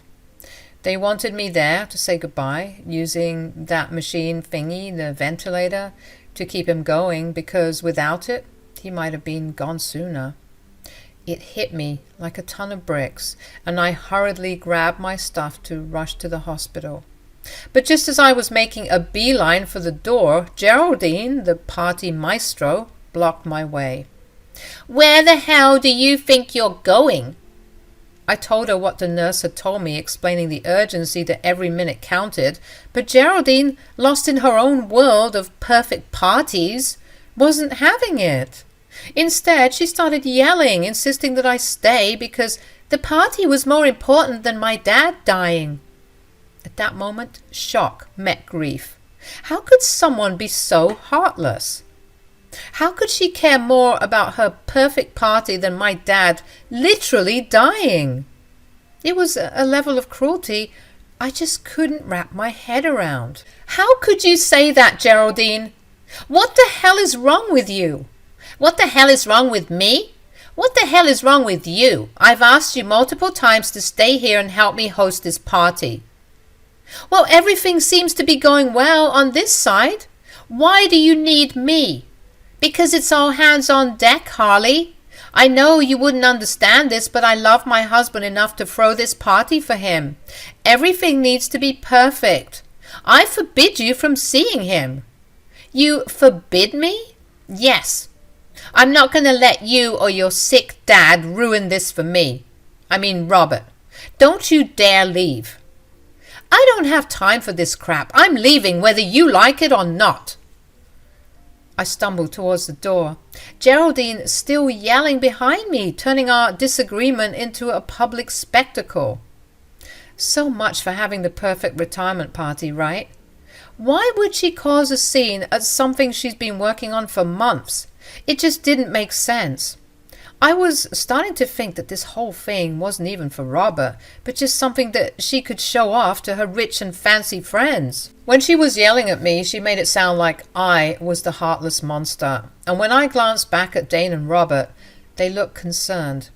They knew about my dad's situation, of course, so I'm sure they didn't mind. In fact, the only person who seemed to mind my absence was Geraldine. Dane tried to join me on the mad dash to the hospital, but his mom, of course, stood in his way, starting an argument with him. Time wasn't on my side, so I couldn't wait for them to sort things out. I needed to get to my dad ASAP. Rushing to the hospital, I found him looking weaker than ever. Every cough seemed to rack his body with pain. He couldn't even speak, and I knelt beside him, tears streaming down my face. It felt like the entire world was collapsing around me. In that heart-wrenching moment, I knew I was losing my dad. In the middle of the chaos, Geraldine's calls kept coming. Annoyed and grieving, I blocked her number. Wanting to spend whatever time I had left with my dad, I poured out my heart, telling him how much I loved him and how I'd missed him. Minutes later, his heart monitor flatlined and he lay completely still. My dad was gone, leaving an emptiness that seemed impossible to fill. I couldn't stop crying. As I grieved, someone touched my shoulder. It was Dane, who had finally made it. He was crying too, and he held me close, whispering apologies for everything. After the nurses solemnly came in to retrieve my father's lifeless body, Dane and I had no choice but to step outside. The sorrow that had gripped me now twisted into a fiery anger. I seethed at the thought that Geraldine's relentless pursuit of her perfect party had robbed me of precious moments with my dying dad. Expressing my frustration to Dane, he admitted he was just as pissed with his mom for her thoughtless actions. As we sat in the hospital, waiting to gather my dad's belongings, a surprise visit unfolded. Both Robert and Geraldine showed up, seemingly to pay their respects. Robert, of course, looked sad, but Geraldine just looked pissed as usual. A bit too little too late, Geraldine. Harley, why didn't you tell me that this was the situation? I didn't know it was this bad. Yeah, well, I was kind of pinched for time and I didn't want to ruin your beautiful party. It was already ruined when you decided to leave. Geraldine, stop it! You've been so insufferable lately. If I knew that this was happening, I would have cancelled the party altogether. Uh-oh. That didn't sit well with Geraldine. She began complaining about the time it took to sort everything out, and the tension escalated into a full-blown argument. I had always sworn I wouldn't be one of those annoying, dramatic people who fight in public. Yet, here we were, caught up in a scene that felt straight out of a soap opera. I couldn't help but notice the curious glances from onlookers as our family drama unfolded in the hospital corridor. You think the whole world revolves around you, huh? Morris just died, Mom. What is wrong with you? Geraldine went off on Dane as usual, throwing names and questioning his worth. Finally, he had enough of her verbal crap. He straight up told her, He was done with her and didn't want her in his life anymore. Robert tried to step in, but Dane stood his ground. He made it clear Geraldine wasn't welcome, and it'd be better if she left. She probably thought he would let things slide and that he was being dramatic, but Dane wasn't having any of it. I was also surprised by how serious he was. He firmly pointed towards the exit, and she stormed out of the hospital. And then the unexpected happened. On her way home, apparently, Geraldine got into a serious car crash. Turns out she was speeding and not paying attention, resulting in a nasty collision with another car. Dane and I only found out later in the night as we had left the hospital and were getting ready to plan my dad's funeral. We had planned to spend the rest of the night just grieving and taking things easy when Robert called us with the news. "You guys need to come to the hospital quickly. I'm on my way right now. The paramedics were saying that she's broken a lot of bones. One of her ribs punctured her lungs, and they're saying it looks like she doesn't have much time. Please, hurry." We cut the call, and we were just trying to wrap our heads around what was happening. This was a lot to take in. I mean, I literally just said goodbye to my dad earlier in the day, and now this? It was all so crazy. I got up, getting ready to do what Robert said, and when I saw that Dane wasn't even getting up, I looked at him, confused. "I'm not going to the hospital, Harl, and you shouldn't either." "What? Didn't you hear your dad? Your mom might not make it." "Doesn't matter to me. She's always treated me like crap. Why should I care if she's dying?" "I know you two have had your issues, and I know today wasn't easy, but Dane..." "I'm being serious, Harley. I don't want to see that woman." It sounds crazy to say, but he was being serious. He didn't care about his mother anymore. He said she was already dead to him, and he meant it. Cold, right? I tried getting him to come with me, but he just wouldn't budge. So I had to leave him at home like he wanted and made my way to the hospital. When I got inside, I dashed straight to the emergency room where Robert and Geraldine were. Geraldine looked like a complete wreck, wrapped up head to toe in bandages, tied up to all these tubes. I'm not going to lie, it was really triggering considering my dad looked a bit like that not too long ago. I felt heavy, and being in that environment was not good for me. What made matters worse is that she wasn't her usual bitter and pissy self. I had never seen her act like this. She was frantic, and she looked like a hurt, lost puppy.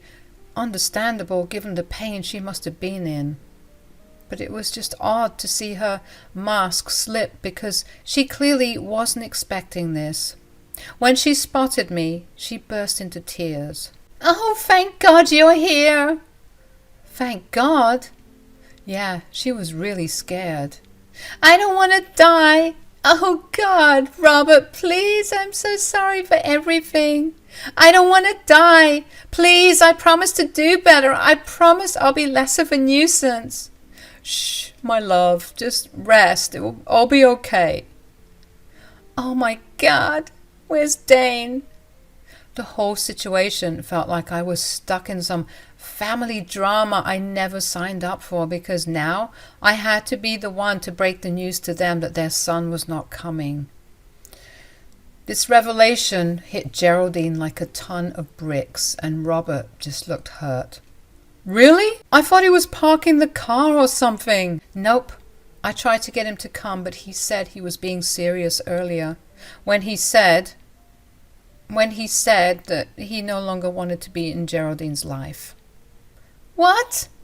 How could he say something like that? Call him!" Robert tried to call Dane, but he kept rejecting the calls. That's when Geraldine realized that she had lost her son, and she didn't have any time left to get him back. There was some awkward silence in the room after that, and I wanted to crawl in a hole and die. I can't believe he doesn't want to come. He's being dramatic, right? How could he not want to see me?" "Well, I mean, you were mean to him." "But that's no excuse. I'm his mother. He's supposed to come to see me." "Well, Geraldine, I hate to say it, what with your condition and all, but you're not a nice person. Excuse me? Holly, this is not the time or the place. By the looks of things, we don't have much time left. So when am I going to get the chance to say this? Robert, I want her out of here. Don't worry, I'll leave, but not before saying this. You have made the past couple of months a living hell for me. I've been trying to see my sick and dying father, and you tried to prevent that from happening. I hate to say it, but this just sounds like some good old-fashioned karma. What the hell are you getting at? You tried to keep me from seeing my own dad today. What makes you think you deserve to see your own son before you die? What? How dare you? Why, you're crazy if you're thinking I deserve this. I don't think. I know you deserve this. You're an awful parent, and you don't deserve the love you get from your husband and your son. But now it's too late to love you again. And you did this to yourself. Geraldine was starting to feel like her normal self in that moment, I guess, because she started yelling at me as best she could and telling me to get out. I had no choice but to leave her and Robert behind, going back home to find my husband, who seemed to be more upset at my father's passing than his own mother's condition in hospital. Then, at 3 a.m., the news hit us. Geraldine had passed away from her complications. Robert called me to break the news, knowing that Dane probably wouldn't answer the call. Honestly, the whole situation was pathetic and sad. Do you know how awful you have to have your own kid refuse to see you when you're dying? I know she must have felt like absolute crap, and not just from the broken bones, but from knowing that she didn't have her son by her side on her own deathbed. Hey, I'm Raleigh, and I'm 26, female. So Patrick, my husband, and I go way back, like high school sweethearts, way back. We dated forever and decided college wasn't our jam and said, hey, let's just get hitched after we graduate. It seemed like a solid plan, and we were both young and dumb, so we both thought, why not? Life was all set for us. I had my dad's business to shower me with anything I could ever dream of, and Patrick was doing his thing too. Privileged? Oh, you bet. We never needed anything, living our best lives, thinking we were on top of the world. Now, Patrick, that guy, always wanted a bunch of kids, like fill the house with laughter and screams kind of dreams. He was an only child, so he was all about making sure his future kiddos had a gang of siblings to rely on. Cute, right? But here's where the story takes a twist. Try as we might, the whole baby-making thing wasn't going our way. I had a string of miscarriages from 20 to 25, and let me tell you, that was a gut punch every single time. We were losing hope, and I started thinking Patrick would bail. One day, I straight up told him to go find someone who could give him the whole picket fence and bunch of kids deal. He got so pissed, y'all. You wouldn't believe it. Don't ever suggest crap like that to me again. Do you hear me? I guess he was in for the long haul. As I said, we have been trying practically ever since we got married, and it was exhausting, always being disappointed and heartbroken from the babies we've lost, failed to conceive. But everything changed the moment I turned 26. So there I was, celebrating my 26th birthday, thinking life's all fine and dandy. The next morning, I woke up with a hangover that could rival a truck hitting me, and I started throwing up. Now, I didn't even drink that much. I had 1 glass of wine, so I was wondering why I was so sick. Patrick was super concerned too, so we hauled ourselves to the hospital to figure out what was going on. And guess what? I wasn't throwing up from the alcohol. No siree. I was throwing up because I was pregnant. Panic mode set in, of course. I mean, the night before was a bit rowdy, yeah, I didn't drink as much, but with the way I was dancing, I'm sure the little tyke was being knocked up all over the place. But the doctors reviewed things and said the fetus should be fine and that I needed to show up for my scheduled checkups to make sure everything was peachy. Patrick and I were obviously over the moon, as you can imagine, but cautiously. I mean, we'd been down this path before and it wasn't very pretty. Nonetheless, we tried our best to be optimistic. This is what we'd been waiting for, right? Why not enjoy every moment of it while it lasts? Everything was going just swell for us, but enter the dark cloud named Mariana, my mother-in-law, that threatened to rain on our parade. You might be wondering where she's been all this time and why I didn't mention her. Well, that's because for the majority of my dating married life, she's been missing. She missed our wedding and even missed out on our graduation, not because she wanted to, but because she was in the psych ward. Yep, you heard it right. Mariana's got some severe BPD, making her have these erratic outbursts, and let's just say she was a bit on the crazy side. We'd visit her as often as we could, and with each visit she seemed to be getting better and better. So imagine this. We come back from the hospital all pumped about the baby, only to find a letter from the psych ward. They're saying Mariana's shown significant improvement and can be released back into society, completing her rehabilitation program, and that she needed to be taken care of by her next of kin or any other caretaker just to ensure that she's easing back into society well. Now, Patrick's father wasn't about to take her in. They got divorced when Patrick was like 6. So guess who's the next of kin? Yup, Patrick, and by proxy, me. Now, this whole setup felt like a drunk pitch for a sitcom. A couple struggling to conceive, now all of a sudden dealing with pregnancy and a mentally ill mother-in-law. What could possibly go wrong? Spoiler alert, everything, absolutely everything. So when we picked up Mariana from the psych ward, things started off great. We were catching up, having a grand old time in the car ride home, making up for lost moments, you know. But the moment we walked through our front door, it was like a switch flipped in Mariana. She wasn't the usual apathetic or disillusioned, which are common symptoms for someone dealing with BPD or other mental illnesses. No, she was just irritated, and not just a little miffed. She was downright snarky and mean.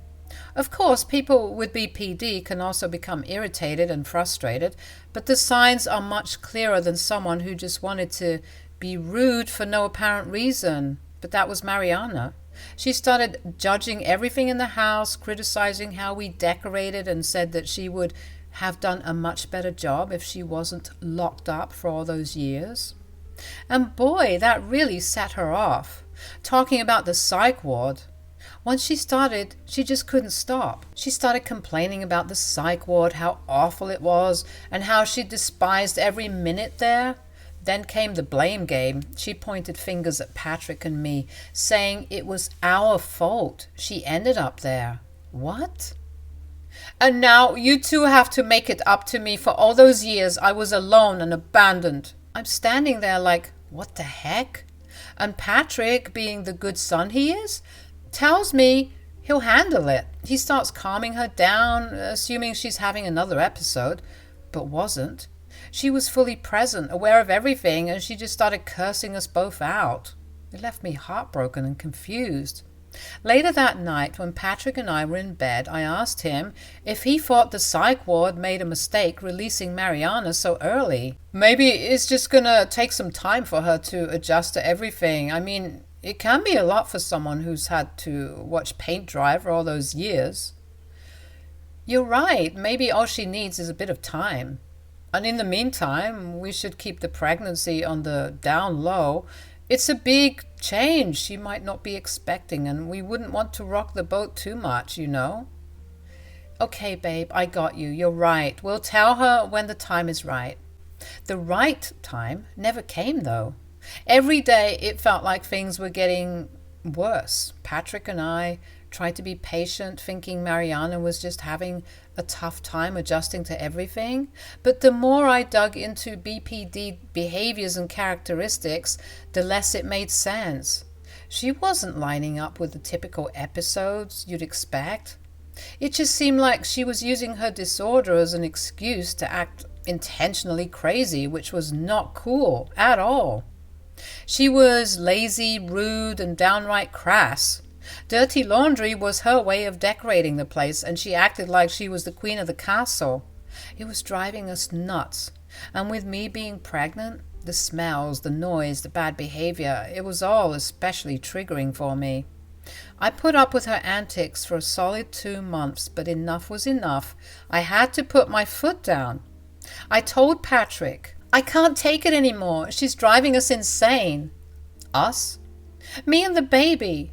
Count me in. I've had it up to here with her BS. Okay, great. So what are we going to do about her? Honestly, I don't know. This isn't good for me or the baby. You know how hard it is for us to have one, and the stress isn't making anything better. What if we told her about the baby?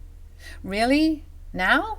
It might make her calm down and realize that there's a bundle of joy on the way, that she has to act right now. It might motivate her and make her happy. You're right. Maybe it's time we spill the beans. I don't admit this often, but my husband was making a lot of sense. I mean, what kind of mother doesn't want to be a grandma, right? It had to be the thing to make her act better. So to realize there were other people living in the house that she needed to consider and accommodate. So that was the plan. We found her sprawled out on the couch, her designated lazy spot, and we carefully and cautiously spilled the news. And let me tell you, it was like navigating a minefield. What's going on? Why are you hovering over me like that? Mama, we have some news that we wanted to share with you. What is it? Can't you see I'm busy? Well, we just wanted to tell you that we're having a baby. We were expecting something, anything, but we got nothing. Zilch, nada, nothing. She didn't jump up for joy. She didn't even yell. She just went back to watching TV. Did you hear me? I said we're going to have... Yeah, I heard you the first time. Is that why you look so fat?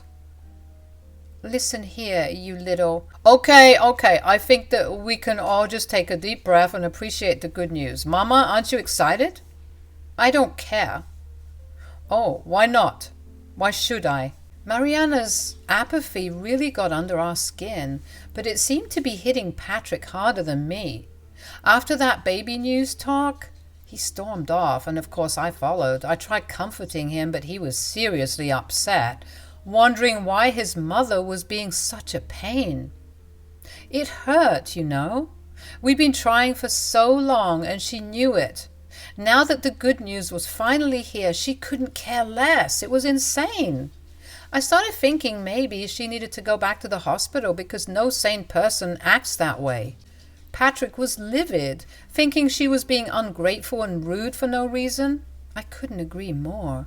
But I had a baby to cook, and Patrick had a business to run. So we decided to deal with Mariana the best we could while juggling other life priorities. We figured our love for her would be enough, but maybe we were approaching things all wrong. We tried spending more time with her and getting her into hobbies like crocheting and baking. Heck, we even took her to a butterfly sanctuary in the park. As well, of course, making sure she went to therapy. But she'd always cause a fuss, and it felt like anything we did just made her unhappy. So we kind of stopped trying so hard. And with the therapy, the jarring thing is that her therapist would report so much improvement that she probably would only need sessions once a week as opposed to the 4 sessions she was doing. Patrick and I were completely baffled, as you can imagine. It just wasn't making sense. Were all these doctors incompetent? Or was my sweet dear old mother-in-law just acting horrible with us? Now, I hit my 3rd month of pregnancy and the anxiety really kicked in. Normally, around this time, I'd be in danger zone of a miscarriage, so Patrick and I were on high alert. juggling Mariana's drama and dealing with the fear of losing another angel. Thankfully and surprisingly, after checkups and completing the third month, stepping into my second trimester, Patrick and I got the good news. Everything seemed normal and okay. I was set for a happy and healthy pregnancy. You can imagine we were over the moon. We'd never made it this far before, and this was obviously cause for a celebration. So Patrick decided to celebrate our progress by taking Mariana and me to this fancy restaurant. It was meant to be a double whammy, celebrating the good news about the pregnancy and breaking it to Mariana that everything was going well with the pregnancy for once. I tried rationalizing her nonchalant attitude the first time. Maybe she was just used to hearing sad news whenever we lost a baby and decided that she couldn't get her hopes up anymore in case she'd be disappointed all over again. I figured this time would be different, since we got such good news on our progress. But when we shared the news once again, we got crickets. It was weird as heck, and Patrick was pissed all over again.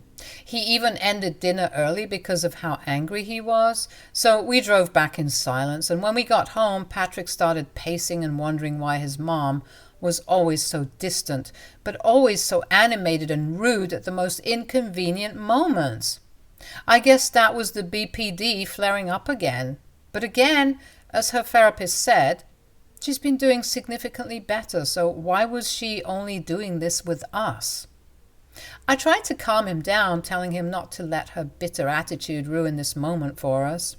He eventually agreed, and we decided to keep doing our best to make her happy and listen to what her therapist had to say. 3 more months rolled by, and I was nearing the end of my second trimester. I was wobbling around like a beach ball, and my feet were already looking like balloons. Being pregnant and dealing with a mother-in-law ain't no walk in the park, let me tell you. The more I was showing, the meaner she was getting, calling me a whale, a cow, all sorts of charming names. One night, Patrick was working late into the night, not unusual. He often came home pretty late anyway. Some days it was like 2 a.m., so it was just Mariana and me in the house, and it was a pretty chilled night. We were watching TV, and I was munching on some grapes when Mariana decided to call me out for eating so much. I told her I was eating because I was hungry, but she insisted I was just making excuses for being a fat ass, which was rich coming from her. I mean, I was making organs all day. What was her excuse? The next thing I knew, we were in a full-blown argument. "You're no good for my son. Right back at you, Toots." "What's that supposed to mean?" "It means you're a horrible mother." That's when Mariana dropped a bomb. She had been typing up something for me, claiming it would make me a more productive person because in her eyes, I was just so lazy. She handed me a fat stack of papers she had managed to print out. It looked like a list. When I took a peek, it was a chores list specifically for the whale to complete.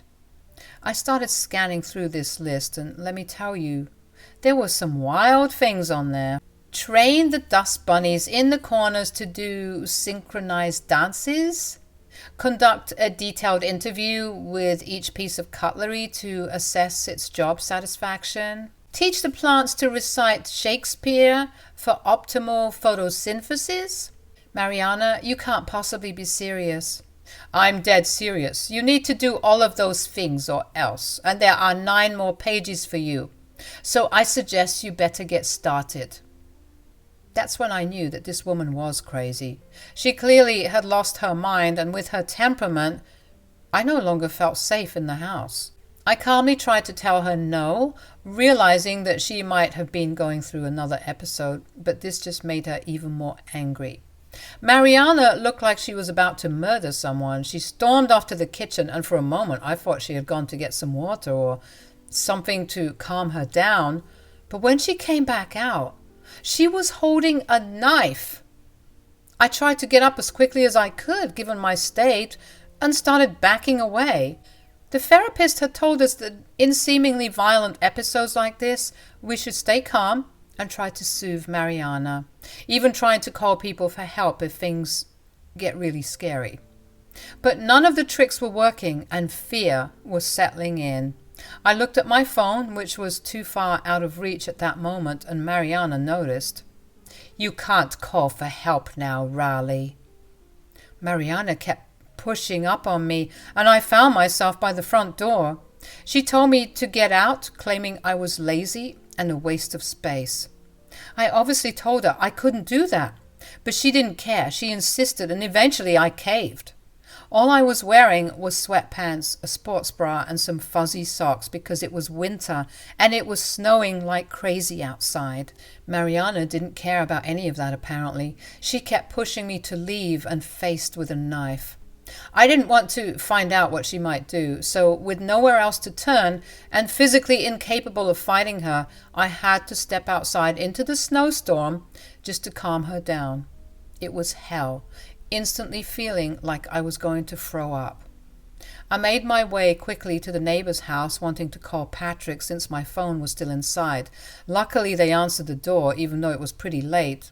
Around 1 a.m. Honestly, God bless them for that, because I wouldn't know what to do otherwise. I called Patrick, and after the third try, he finally answered, asking who this was. I quickly explained what had happened to Patrick, urging him to come home quickly because Mariana was in the house alone, doing God knows what. Patrick said he'd be there in 10 minutes, and I could tell from the tone of his voice that he was livid.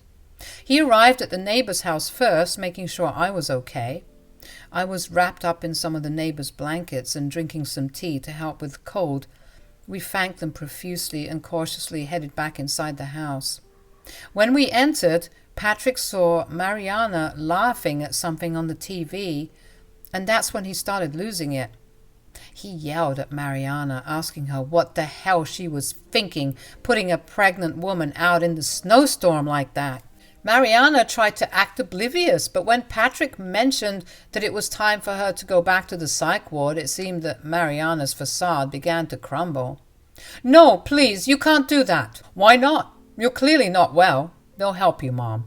You just got to be strong, okay?" "I lied, okay? I lied. I lied about everything." "What do you mean?" "The way I was treating you too. I was doing it on purpose."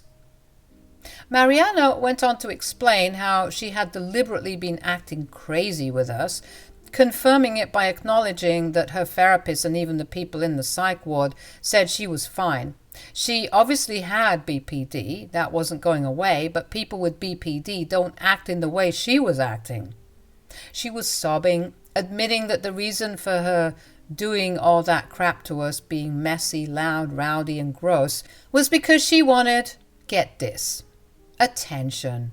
Yep, my entire pregnancy has felt like hell, all because this grown-ass woman wanted some attention. Feeling alone in the psych ward, she just wanted her son and her daughter-in-law, anybody to love her unconditionally, even her bad parts. This was confusing as hell for us. Why deliberately act crazy? Didn't she know we would report it and try to get her back in the psych ward? When Patrick asked her this, she said, I never actually thought you'd send me back there. I thought you missed me and you loved me and you wouldn't want to let me go back." "Of course we missed you. And of course we love you. And that's exactly why we would send you back, because you're clearly not well." "You're not listening to me. I'm fine. I'm not actually crazy. That 10-page chore list I gave you, yeah, I just made that up. And that time I put my dirty underwear in the blender, that was part of the performance too." "That's just sick, Mom. Why would you do this to us?"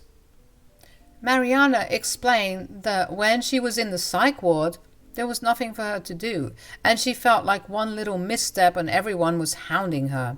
She just wanted to feel free, but Patrick didn't appreciate this one bit, calling her evil and selfish, especially when it came to me and carrying a baby. Mariana admitted she was jealous of me and the baby because she knew we would be the center of attention once the baby was born, and she didn't know how to take that news.